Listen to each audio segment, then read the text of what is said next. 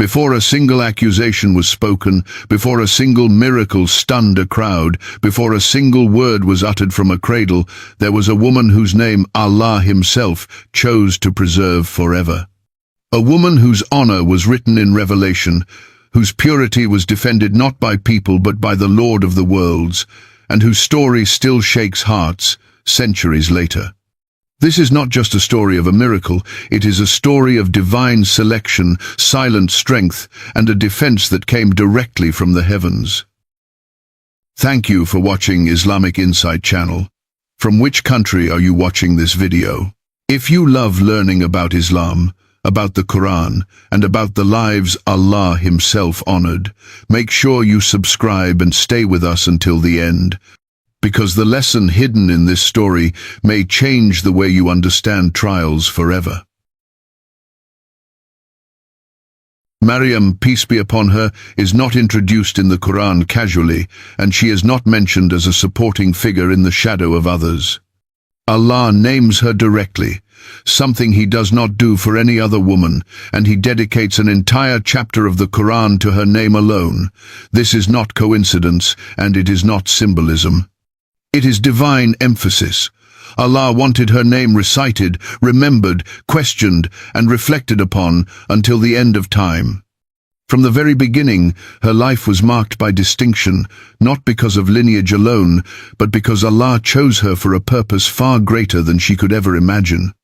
Her story begins not with a miracle, but with devotion, not with attention, but with obscurity, not with praise, but with preparation. She was raised away from noise, away from corruption, away from the expectations of people, growing in a space where the only focus was worship, sincerity, and complete reliance upon Allah. Her mother had dedicated her before she was even born, offering her unborn child entirely to the service of Allah. This was a sincere vow, and Allah accepted it. When Maryam was born, Allah placed her under special care, arranging for her upbringing to unfold within the sacred environment of the place of worship. She was placed under the guardianship of the prophet Zachariah, peace be upon him, a man of righteousness and wisdom, and even he would witness signs around her that defied explanation. Every time he entered her chamber, he found provision with her, sustenance that did not match the season, food that had no visible source. When he asked her about it, her response was calm and firm, free of doubt or pride. She said it was from Allah. That answer alone reveals her heart. She did not claim virtue. She did not explain mechanisms. She attributed everything to Allah, showing that her connection to Him was not theoretical but lived. This was not a child raised for the world. This was a soul being prepared for a test that would shake history. Maryam grew in purity, in silence, in devotion, and in discipline.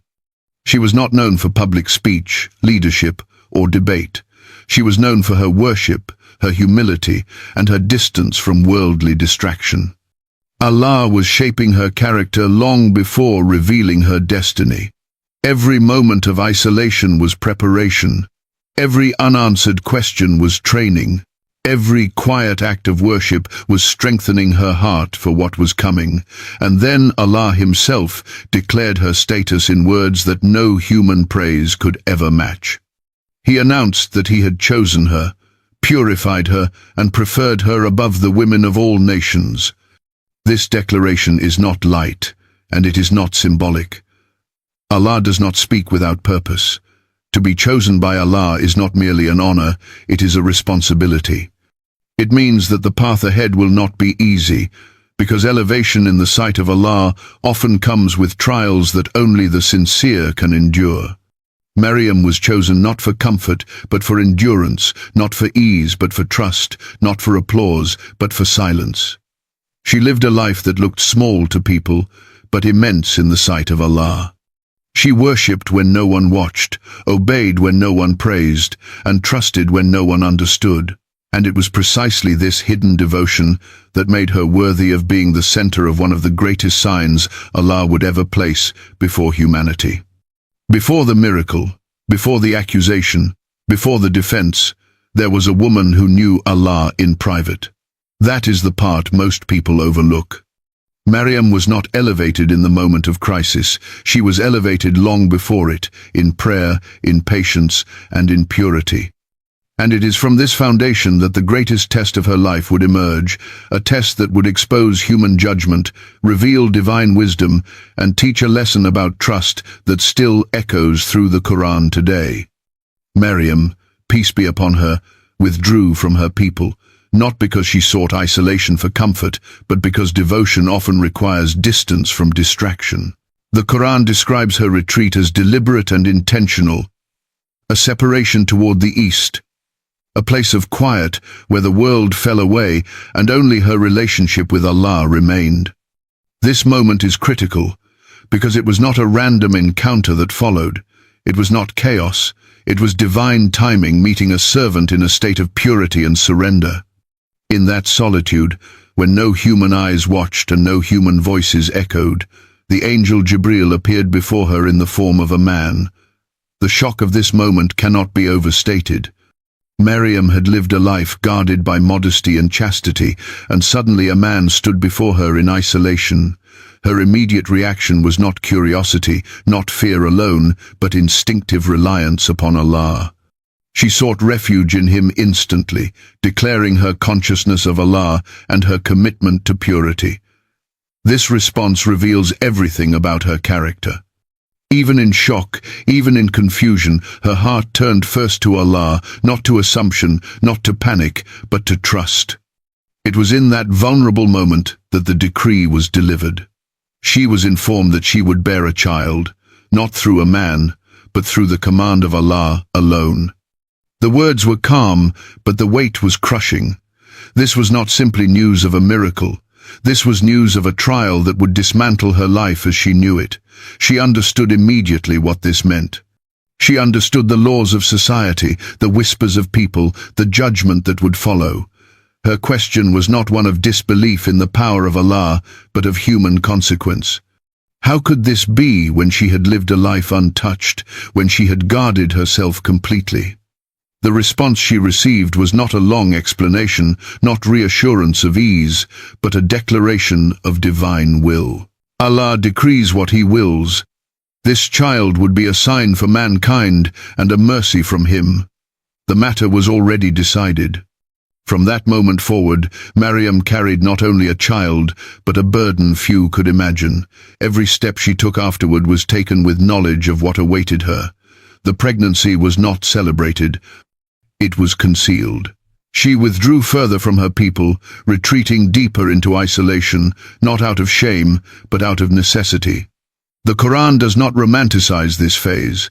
It presents it with stark realism. Maryam endured the physical reality of pregnancy alongside the emotional weight of anticipation, knowing that no explanation would be accepted, knowing that silence would be her only refuge. This was not the silence of weakness, but the silence of obedience. Allah was shaping the moment of defense long before it arrived. When the time of childbirth came, it came in complete solitude. No family surrounded her, no community supported her, no familiar hands comforted her. She found herself alone beside the trunk of a palm tree, overwhelmed by pain that was physical, emotional, and spiritual all at once. The Quran records her words in that moment, words that reflect not disbelief, but exhaustion.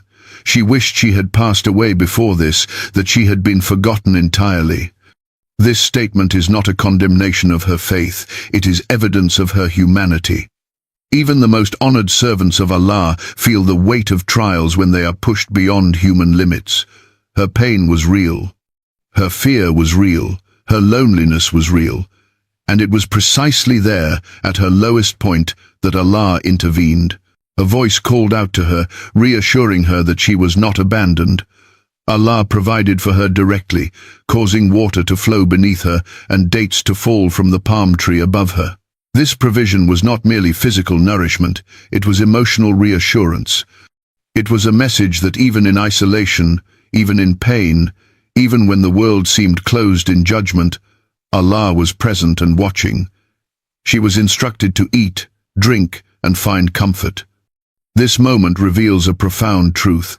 Allah does not remove hardship immediately, but He provides strength within it. Maryam still had to face her people. The accusations were still coming, but she was no longer alone. Then came one of the most difficult commands she would receive. She was instructed not to speak, to observe a fast from speech, to say nothing in her own defense. This command goes against human instinct. Every part of a person wants to explain, to clarify, to defend their honor. But Allah was teaching Maryam a lesson that would echo through generations. This defense would not come through her words. It would come through His power. Her role was patience. His role was vindication. By commanding her silence, Allah was removing any possibility of doubt. No one could claim she crafted a story or manipulated emotion. The defense would be undeniable. So Maryam returned to her people carrying the child. Every step toward them was a step toward confrontation. The Quran does not describe her emotions in detail here, but they can be felt between the lines. She knew what they would say.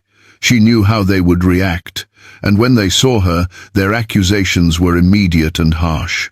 They reminded her of her lineage, of her family, of the reputation she carried, and they accused her of something they believed impossible for someone like her. Through it all, Maryam remained silent. She did not lower her gaze in shame. She did not argue. She did not plead. She simply pointed to the child. To them, this was incomprehensible. How could a baby speak? How could an infant respond? But this was the moment Allah had prepared from the very beginning. Every moment of her upbringing, every act of worship, every moment of isolation, every tear shed in silence, every pain endured alone, had led to this point. The defense was no longer hers to give. It belonged to Allah alone.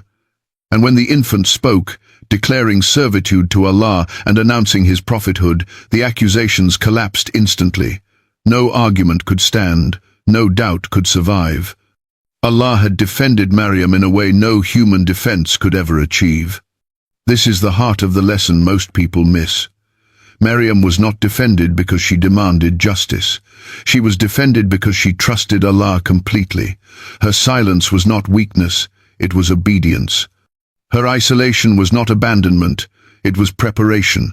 Her pain was not punishment, it was elevation.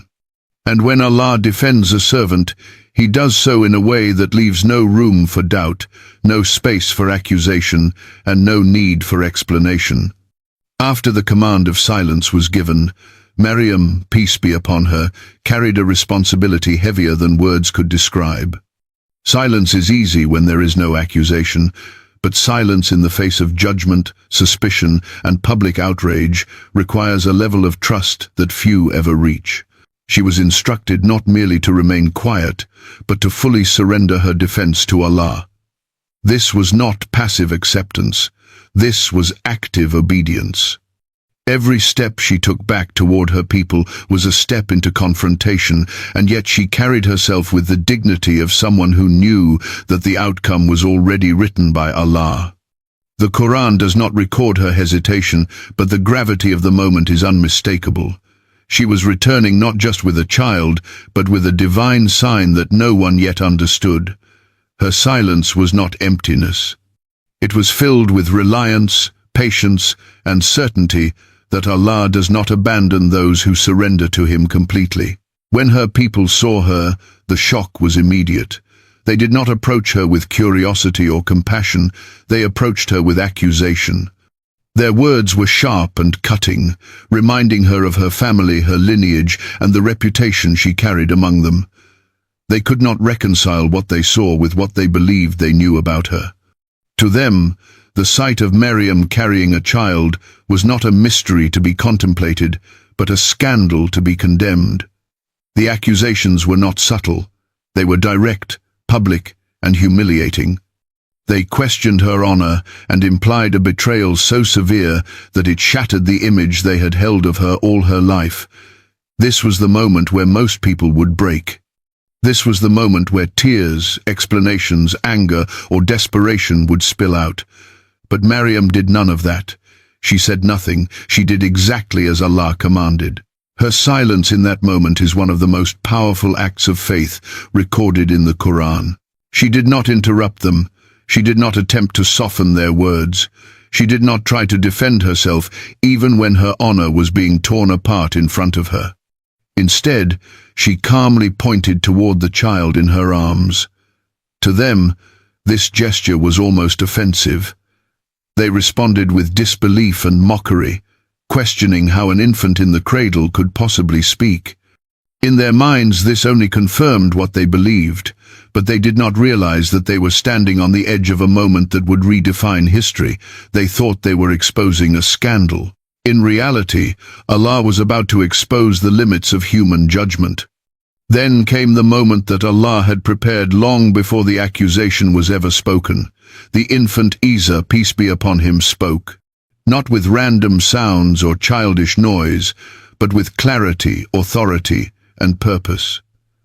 His first words were not about his mother defending herself. His first words were a declaration of servitude to Allah. He announced that he was a servant of Allah, that he had been given revelation, that he was a prophet, and that he had been commanded with prayer and charity for as long as he lived. In that single moment, every accusation collapsed. No explanation from Maryam could ever have matched this defense. No argument could survive it. No doubt could stand against it. Allah himself had spoken through a miracle that left no room for interpretation. This was not just a defense of Maryam, it was a lesson for all of humanity. Allah showed that he does not need his servants to shout their innocence. He does not require elaborate explanations or emotional appeals. When Allah chooses to defend someone, he does so in a way that transcends human language and logic. Maryam was vindicated not because she argued well, but because she trusted completely. Her silence allowed Allah to speak. Her patience allowed Allah to reveal the truth in the most undeniable way possible. The people who accused her were left speechless, confronted not by her words, but by a sign that came directly from Allah. What makes this moment even more profound is that Allah did not defend Maryam immediately when the pregnancy began. He allowed time to pass. He allowed whispers to form. He allowed suspicion to grow. This delay was not neglect, it was wisdom. By allowing the accusation to reach its peak, Allah ensured that the defense would be absolute. When Isa spoke, there was no alternative explanation. There was no room to question motives or intentions. The truth stood on its own. This teaches a lesson that is deeply uncomfortable for many hearts. Sometimes Allah allows his sincere servants to endure misunderstanding, isolation, and judgment, not because he is displeased with them, but because he is preparing a greater outcome that could not exist without patience.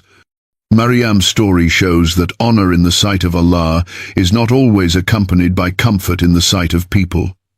She endured the most severe form of social judgment, yet Allah elevated her status beyond imagination. Her name became a chapter of the Quran. Her story became a sign for all people. Her silence became a lesson in trust that continues to challenge believers today. When people speak against you unjustly, when explanations fail, when words only seem to deepen suspicion, Maryam's story teaches that sometimes the most powerful response is obedience and patience, leaving the outcome entirely to Allah. The moment Isa spoke was not just a miraculous event, it was the culmination of years of devotion, purity, and surrender. Every prayer Maryam had offered in solitude, every moment of restraint, every act of worship unseen by people had led to this defense. Allah does not waste sincerity. He does not overlook patience. And he does not abandon those who rely upon him even when the world turns against them. Maryam walked into accusation carrying silence and walked out carrying honor written by Allah himself. And that is why her story continues to live, not as a tale of scandal, but as one of the greatest examples of trust, patience, and divine justice the Quran has ever revealed. What happened to Maryam, peace be upon her, did not end when the accusations fell silent and the miracle was witnessed. In reality, that moment marked the beginning of a deeper lesson that Allah intended for every generation that would come after. Allah did not defend Maryam in a conventional way, and he did not choose a method that aligned with human expectations. He did not allow her to speak eloquently in her own defense, nor did he soften the hearts of the people before the confrontation.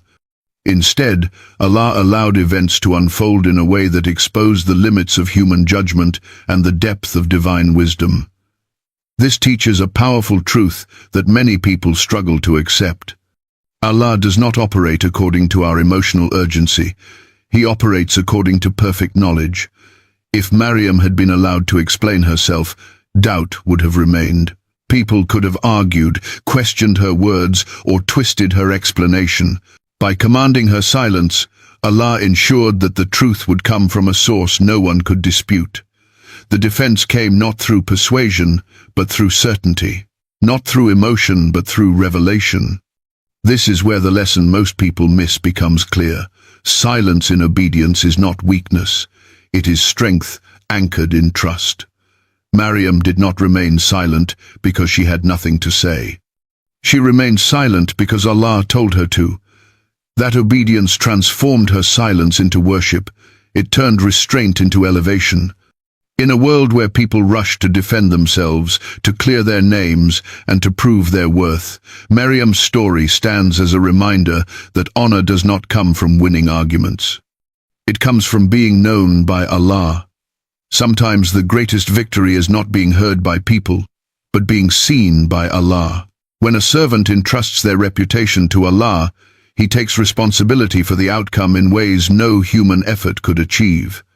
Allah's defense of Maryam also reveals something profound about the nature of trials. Trials are not always signs of displeasure. Sometimes they are signs of selection. Maryam was not tested because she was weak. She was tested because she was strong enough to carry the test. Allah knew her heart. He knew her sincerity. He knew her capacity for patience.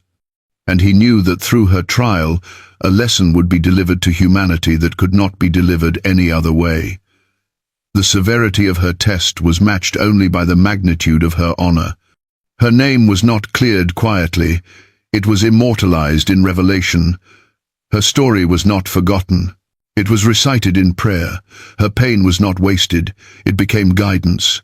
This story speaks directly to anyone who has ever been misunderstood, falsely accused, or judged without mercy. It teaches that there are moments when speaking does not bring clarity, when explaining does not bring relief, and when defending oneself only deepens the wound. In those moments, Maryam's example teaches that patience is not passive, it is active reliance upon Allah. It is choosing obedience over impulse. It is trusting that Allah hears what people say, even when you say nothing, and it is believing that when the time is right, Allah will make the truth clearer than any argument ever could. The Quran does not present Maryam as a distant figure of the past. It presents her as a living lesson. Her story is meant to shape hearts, not just inform minds. Allah shows through her life that sincerity in private outweighs reputation in public. Maryam's years of quiet worship mattered more than a single moment of public judgment. Her closeness to Allah mattered more than the opinions of people. And when Allah chose to defend her, He did so in a way that elevated her beyond the reach of slander forever. No accusation against her survived revelation. No doubt about her purity remained. Her honor was sealed by Allah Himself. The legacy of Maryam continues far beyond her lifetime. Her name is mentioned with reverence by believers across the world. Her story is recited as a sign of divine power and mercy. Her patience is held as an example of unwavering faith, and her trust in Allah remains a guide for those navigating trials they cannot control. Allah did not promise that His righteous servants would never face hardship, but He showed through Maryam that hardship does not define worth. Faith does, obedience does, trust does. When Allah writes the story of a servant, He does not waste a single moment of pain. Every tear has meaning, every silence has purpose, every delay has wisdom. Maryam's story ends not with shame, but with honor that continues until the end of time. It reminds us that when Allah defends someone, no accusation can survive. When Allah elevates someone, No trial can diminish them. And when Allah chooses a servant, even the most painful moments become part of a divine plan greater than anything the human eye can see. This is why the story of Maryam, peace be upon her, still speaks today. It speaks to those who feel alone in their obedience. It speaks to those whose sincerity is unseen. It speaks to those who carry burdens they did not choose. And it speaks with a promise that remains true across every generation. Trust Allah completely. Even when the path is dark, even when the voices are loud, even when silence feels unbearable. Because when Allah defends you, He does so perfectly, completely, and in a way that leaves no room for doubt.